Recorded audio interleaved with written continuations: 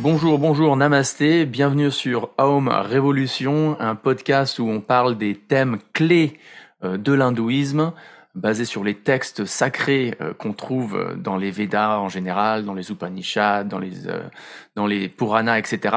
Moi, je m'appelle Cyril. Bonjour, moi c'est Guillaume. Aujourd'hui, le thème c'est l'amour dans l'hindouisme. L'amour dans l'hindouisme. Est-ce que tu as des citations sur l'amour, pas hindouiste, mais plutôt fameuses de la France ou d'auteurs français? Oui, il y a des super citations. J'en ai une que j'aime beaucoup. Amour, amour, quand tu nous tiens, on peut bien dire adieu prudence. Et une autre qui est chouette aussi, c'est la vie est une fleur dont l'amour est le miel. Wow. Vas-y, répète de nouveau. La vie est une fleur dont l'amour est le miel. Dont l'amour est le miel. Et il y a la fameuse chanson de Nana Mouskouri. Peut-être tu n'as pas connu Nana Mouskouri parce que. Ah non, je suis désolé de ne pas connaître Nana Mouskouri. Je suis allé voir un psychiatre à cause de ça parce que. C'était une chanteuse des années 60-70 et elle chantait une chanson qui a fait un succès formidable. Et sa chanson, c'était « Plaisir d'amour ne dure qu'un moment, chagrin d'amour dure toute la vie. » Oula. Plaisir dans la passion. Oui. Tiens, je te cite un Jacques Prévert. L'amour est clair comme le jour, l'amour est simple comme bonjour, l'amour est comme la main, c'est ton amour et le mien. Ouais, bof. Comme la main? Ouais, comme la main. Ok. L'amour est comme la main, c'est ton amour et le mien. Bon, ça a commencé bien, mais ça a mal terminé. Oui, je n'ai pas compris la fin, mais c'est pas grave.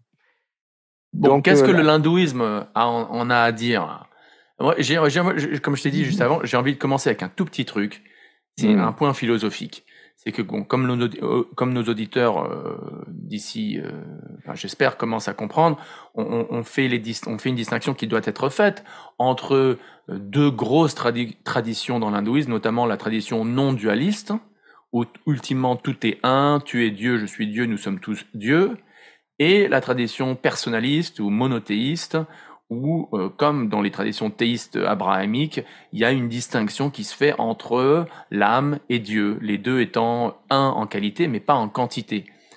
Et donc, moi, je suis convaincu qu'on ne peut pas vraiment parler d'amour. Comme on dit en anglais, it takes two to tango. It takes, pour danser le tango, il faut deux personnes. Et donc, moi, par définition, je ne crois pas qu'on peut parler d'amour dans un contexte non dualiste. C'est pas possible, parce que dans un contexte non dualiste, ultimement, il y a pas d'identité personnelle, il n'y a pas d'identité individuelle, et donc on parle plus de deux personnes, on parle plus d'un amoureux et un aimé, mais plutôt d'un tout. Et donc comment est-ce qu'un tout peut aimer soi-même? Tu vois, c'est pas logique. Qu'est-ce que t'en penses? Oui, ça paraît difficile à ajuster, oui. Et ce que j'ai appris, c'est que l'amour est... Tous les gens qui croient en Dieu vont dire que Dieu est amour. C'est un point qu'on entend souvent. Dieu est amour. Il n'est pas seulement amour, il est toute chose. Mais c'est vrai qu'il est le réservoir de tout amour. Et parce que nous faisons partie de lui, nous sommes, comment dire, des étincelles nous sommes des émanations de lui. Nous avons naturellement cet amour en nous aussi. Nous sommes aussi, dans un sens, en qualité égale à Dieu, en qualité seulement, pas en quantité. Donc, cette qualité d'amour existe aussi en nous. Et donc, mais la difficulté, c'est que notre amour originel, qui est échangé avec Dieu et avec les autres êtres vivants, les autres personnes qui émanent aussi de Dieu, lorsque nous devenons conditionnés par l'énergie matérielle, par la vie dans ce monde de matière, cette qualité d'amour devient changer, tout comme le lait, sous l'influence d'un jus de citron, par exemple, se tourne en yaourt. Ou se tourne en fromage, ou devient corrompu. Cette tendance naturelle à aimer devient transformée. Ça me rappelle, tu sais, tous les deux, on a connu un swami américain, un noir américain qui s'appelait Bhakti Tirtha Swami. Il avait écrit une série de livres, dont un, c'est Turning Lust into Love, transformer la concupiscence en amour. Oui. Et j'essaie. Vas-y, excuse-moi. Oui, c'est le travail d'un spiritualiste, c'est que il voit en lui-même, avec toute modestie et humilité, il voit que son amour, en fait, est teinté de désir, de plaisir pour ses sens, de plaisir des sens. Et il essaye de transformer ce désir qui est, on peut dire, égoïste, il essaye de transformer ce désir en vrai amour, un amour qui n'est pas intéressé.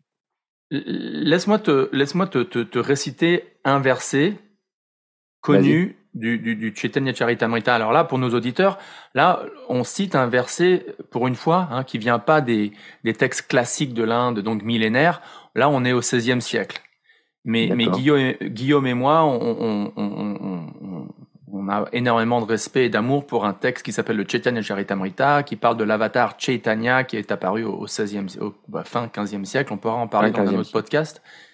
Et l'auteur donc de ce livre, Kaviraj Goswami, définit, je trouve, super bien la différence que beaucoup d'entre nous confondent entre l'amour et la concupiscence. Je te lis les deux vers. Il y en a deux, en fait. Oui. Alors, attends. C'est donc dans le Chaitanya Charitamrita, voilà. Donc, chapitre 4, Adi Lila 4. Donc, Adi Lila, chapitre 4, versets 165 et 164. Et donc, c'est en bengali classique. Kama prema donhakara vibhina lakshan. Loha ara hema yaiche svarupa vilakshan. La concupiscence et l'amour ont des caractéristiques différentes l'un de l'autre, tout comme le fer et l'or ont des natures différentes. Bien que les deux soient un métal. Le fer est un métal, l'or est un métal. Ouais, tu sais, le groupe de rock Shelter, il chantait While iron and gold appear the same, one is costly to obtain. Le fer et l'or, comme tu dis, se ressemblent, mais l'un d'entre eux est difficile à obtenir, quoi. Et le deuxième verset, je termine avec ça, c'est le verset connu, quoi. C'est Atmendriya pritivancha tare balikam, Krishnendriya priti icha dare prema nam. Ah, c'est ça. Le désir de gratifier, comment est-ce qu'on dit parce qu'il y a des gens qui disent on ne devrait pas traduire le mot gratify par gratifier. Mais bon.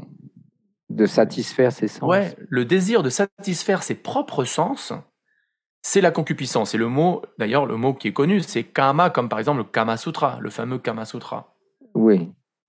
Donc le désir de satisfaire ses propres sens, c'est la concupiscence, mais le désir de satisfaire les sens du Seigneur Krishna ou de Dieu s'appelle prema. Et prema, qu'est-ce que ça veut dire, mon cher Guillaume? Prema, c'est l'amour qu'on appelle aussi l'amour extatique, c'est-à-dire l'amour pur, l'amour originel pour Dieu. Ouais. Oui.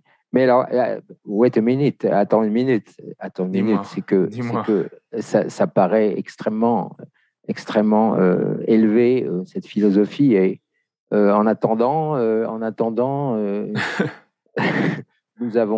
nous sommes incarnés dans un corps qui, par exemple, on veut satisfaire le sens du goût, on veut manger des bonnes choses, sinon tu perds l'appétit. Si tu veux te marier, tu veux te marier avec une fille que tu trouves belle aussi. Et c'est bien naturel. Ouais. Et d'ailleurs, cette idée de plaisir pour les sens est comparée à du sel. Tu sais, il y a une analogie, c'est que Ah non, je la connais pas celle-là. il faut un petit peu de sel dans la vie pour que ça ait du tout comme tu mets un peu de sel dans ta nourriture pour que ça ait du goût, pour que ce soit agréable à manger. Ouais. Et le sel, disons, le plaisir des sens, c'est un peu le sel de la vie. Donc, il nous en faut un peu pour continuer, parce qu'on n'est pas si transcendantal. Mais est-ce qu'il n'y a pas une manière d'engager ou de... Parce que là, c'est comme ce qui est insinué dans ce qu'on vient de dire, c'est qu'il n'y a pas moyen d'engager nos sens de manière sensuelle dans le service de Dieu, chose qui n'est pas vraie, en tout cas dans la tradition monothéiste, dans le Vaishnavisme, dans le Bhakti Yoga, qui a touché d'ailleurs avec la nourriture. Il y a cette pratique d'offrir la nourriture qu'on mange à Dieu avant de la manger. Et donc, de cette manière, on satisfait pas vraiment nos sens à nous, on satisfait d'abord les sens de Dieu. Cette notion d'aimer une femme ou d'aimer un homme ou d'aimer des parents ou d'aimer nos enfants avec une vision spirituelle des choses, c'est-à-dire voir que c'est pas seulement nos parents ou notre femme ou notre mari ou nos enfants, mais c'est d'abord avant tout des âmes. Ce sont des âmes qui ont un libre arbitre, qui sont peut-être conditionnés, mais qui sont ultimement, comme tu l'as dit d'ailleurs, remplis d'un amour inné, divin, et que notre relation avec eux devrait pas être dans une relation exploitative, mais dans une relation de coopération spirituelle, d'amour spirituel, de service même, si j'oserais dire. Oui, l'idée de service est un super point. C'est qu'on essaye de s'assister l'un l'autre, entre amis, entre époux, entre parents et enfants. On essaie de s'assister l'un l'autre. Mais spirituellement. Dans un sens, spirituellement, oui. Dans un sens qui va nous aider spirituellement. Pas de s'assister dans un sens... Ouais, voilà, tu roules mon joint et je te prépare ta ligne de coke, quoi. Pas ça, non. Pas ça. Mais oui,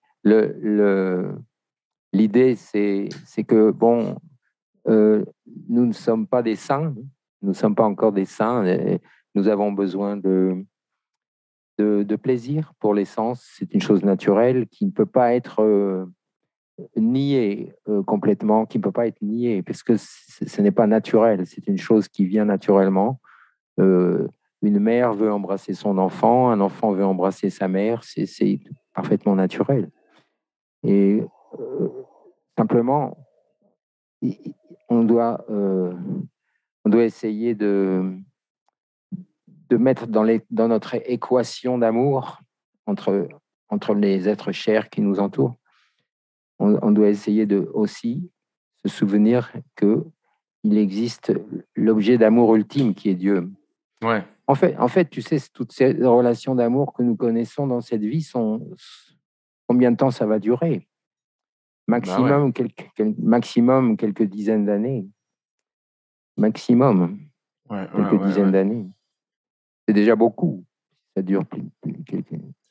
Juste avant, là, quand on discutait, tu me parlais d'une histoire que tu voulais raconter qui se trouve dans le Mahabharata entre Arjuna, donc un des héros de la Bhagavad Gita, le grand guerrier, le grand héros aussi du Mahabharata tout entier, et Uma, non, avec qui? Donc tu vas Urvashi. Raconte rapidement pour nos auditeurs. Oui, c'est très fascinant, toutes ces histoires d'amour qu'on trouve dans les textes épiques de l'Inde ancienne. Et il faut comprendre d'abord que...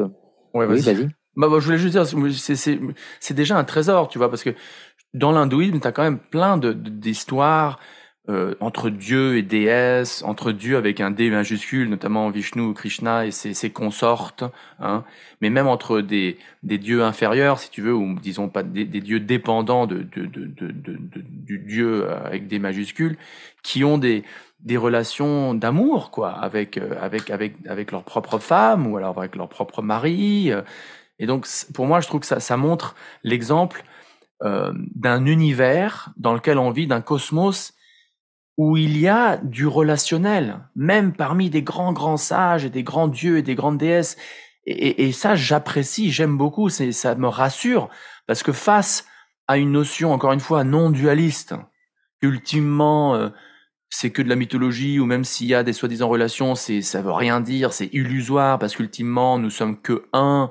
Que dire, tu vois, que dire de traditions qui n'acceptent même pas l'existence de l'âme, comme les bouddhistes, ou les bouddhistes zen, ou les bouddhistes tibétains, où là, il y a même, que dire du non-dualisme, où on est tous un spirituellement, il y a même pas de non-matière, quoi. Il y a rien au niveau spirituel. Oh, c'est épouvantable comme notion. Donc, comme tu vas raconter dans cette histoire-là maintenant, moi, ça me rassure le cœur que si ces écrits védiques sont vrais et décrivent l'univers tel qu'il est objectivement, eh ben, ça veut dire qu'il y a du relationnel, il y a des histoires d'amour, il y a du relationnel entre... On est tous des âmes individuelles, et c'est génial.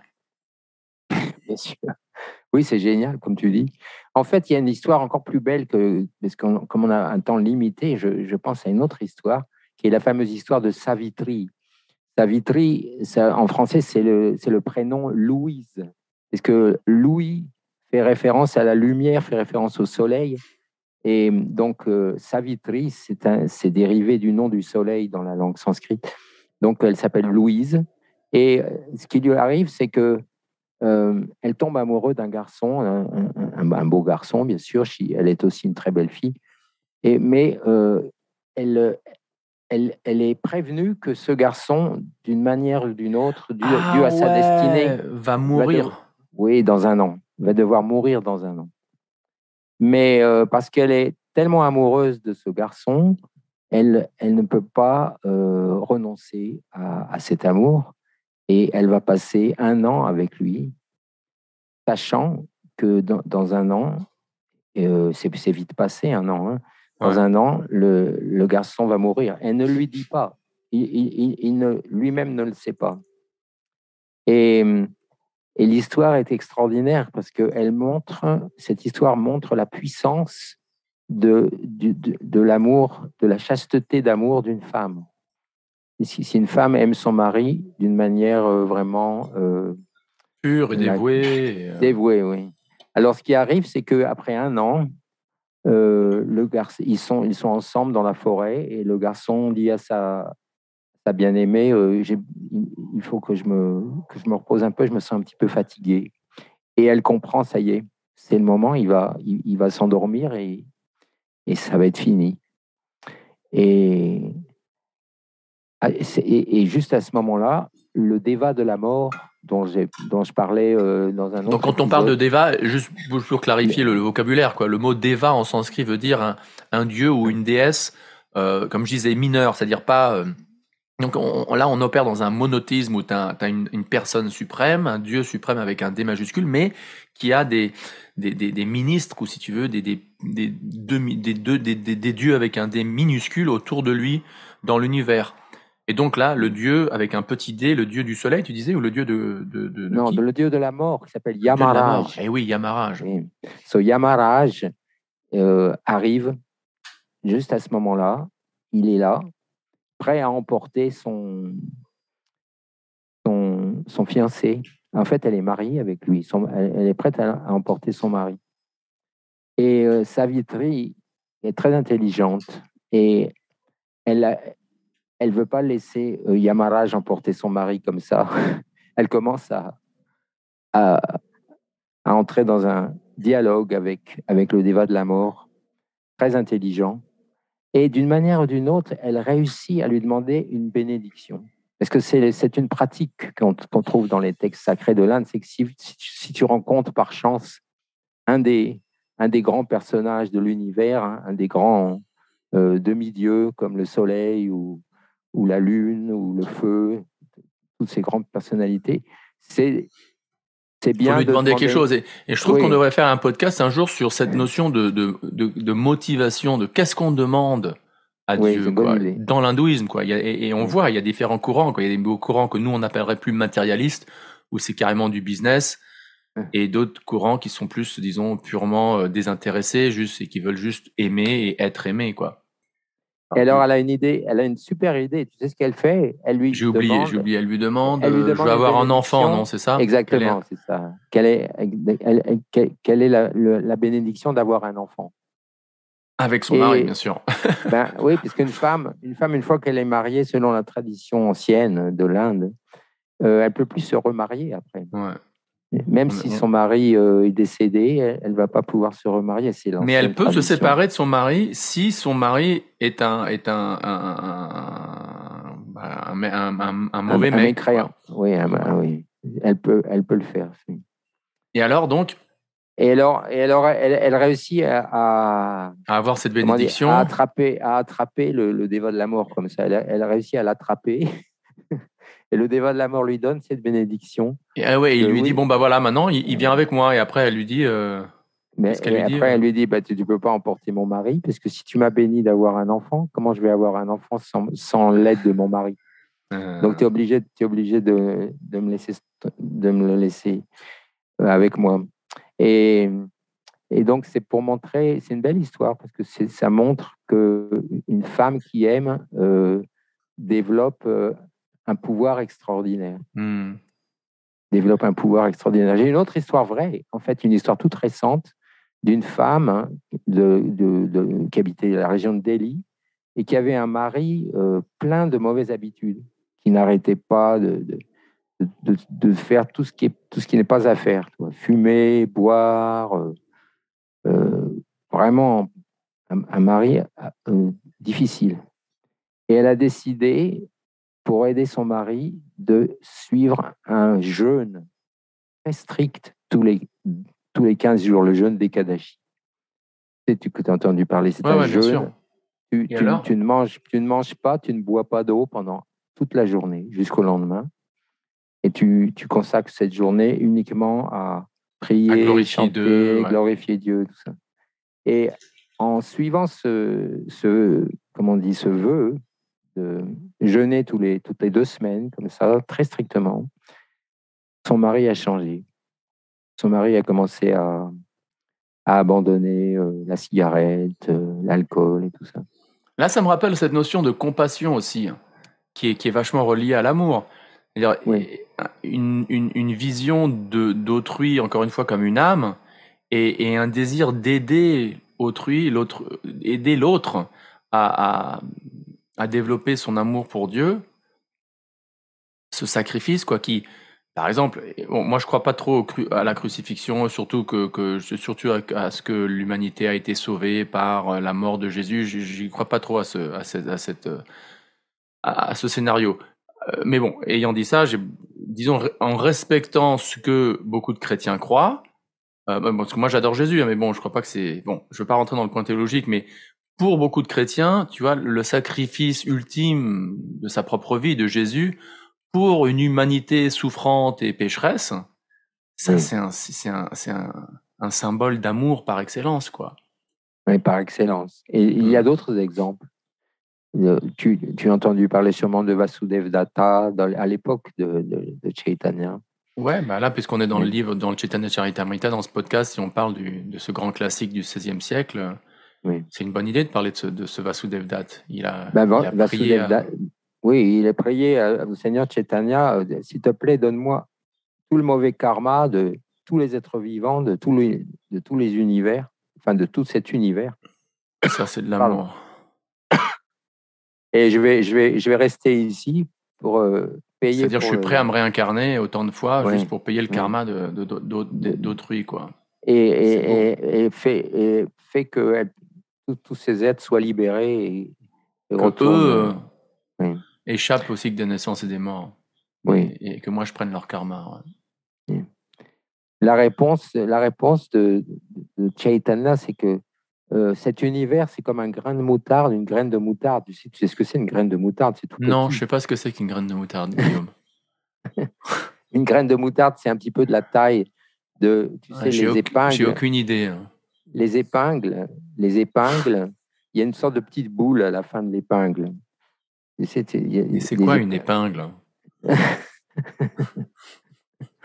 Enfin, c'est une toute petite boule. Notre univers, c'est comparé à une toute petite boule dans un immense sac de graines de moutarde. Donc, même si tous les êtres vivants de cet univers seraient libérés tout d'un coup, il y a encore des millions d'autres univers qui attendent. Donc, vas-y, qu'est-ce que tu voulais dire? Je voulais juste un peu clore notre podcast et comme on fait souvent, quoi, donner un peu un conseil à nos auditeurs, quoi. C'est-à-dire quelle est la leçon du jour, qu'est-ce qu'on peut, take home, comment on dit en anglais, what can we take home with us? Et moi, je dirais, je sais pas ce que tu veux dire toi, mais moi, je dirais, pour ceux qui écoutent, rappelez-vous de faire cette distinction, quoi, de vous rappeler qu'il y a une distinction entre l'amour pur, l'amour pour autrui en tant qu'âme, et l'amour plus intéressé qui souvent passe sous le nom de romantique ou d'amour dans les films d'Hollywood ou dans les romans romantiques et tout, mais qui en fait ressemblent plus au fer qu'à l'or, quoi. Et un autre point, je voulais juste dire ça, c'est que comme Guillaume l'a dit au tout début, selon les textes védiques, selon les textes hindous, on a tous, ou vous avez tous, nous y compris, vous avez tous cet amour divin, l'amour le plus pur, le plus beau, à l'intérieur de vous-même, quoi. Et donc, il y a une question, vous devriez vouloir et essayer de réanimer, de rééveiller cet amour. Et c'est là où rentre la pratique dévotionnelle, ou la pratique, ce qu'on appelle en sanskrit la sadhana. Et donc, vous devriez de manière quotidienne écouter ce podcast, par exemple, réciter des noms de Dieu, quelle que soit dans la tradition que vous soyez, lire des textes sacrés, que ce soit la Bible, le Coran, ou nous, bien sûr, on dira lisez la Bhagavad Gita, le Srimad Bhagavatam.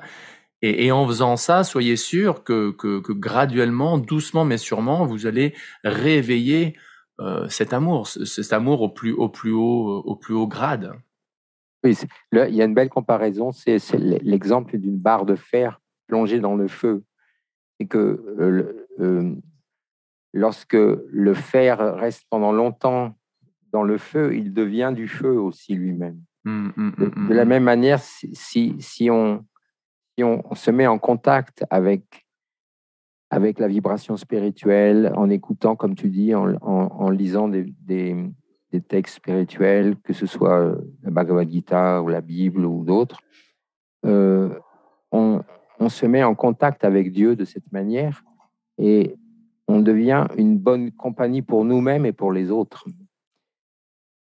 Et surtout, l'influence du mental est très importante. C'est que notre mental doit devenir un ami, c'est-à-dire quelqu'un qui va nous aider à nous élever vers l'amour, vers le vrai amour. Si tu ne fais pas ce travail d'essayer de rendre ton mental un ami, le mental va te tirer vers le bas, va devenir ton ennemi. Et c'est encore un sujet à discuter. Ouais, le mental, ça sera un super podcast. Mais moi, je suggère qu'on en arrête là, quoi, qu'on a fait un bon tour du sujet sur l'amour. Et on devrait tous, avoir un désir de vivre en ce monde, mais en même temps, pas nier, mais au contraire, purifier nos relations, purifier nos relations avec autrui et avec un désir qu'il y ait de plus en plus de véritable amour qui soit présent dans nos relations. Pas vrai? Oui, bien sûr. On peut dire aussi spiritualiser, on peut le dire comme ça. Ouais, de spiritualiser. Oui. Ok, les amis. Excuse-moi. Non, vas-y. C'est juste, il va terminer sa phrase finale et l'autre. Ok, salut les mecs. Essayez de purifier nos désirs intéressés et d'être disons, généreux et faire aux autres ce qu'on aimerait que les autres fassent à nous. Quelque chose comme ça. Amen, oui. Amen. Quelque chose comme ça. Bon, les amis, merci encore d'avoir écouté et au prochain podcast. Et entre-temps, merci d'avoir écouté. J'ai bien aimé l'accent podcast. Je préfère à podcast. Podcast. J'ai bien aimé. Ok. Donc, à la semaine prochaine. À la semaine prochaine. Om Tat Sat. Ciao, ciao. Om Tat Sat. Ciao.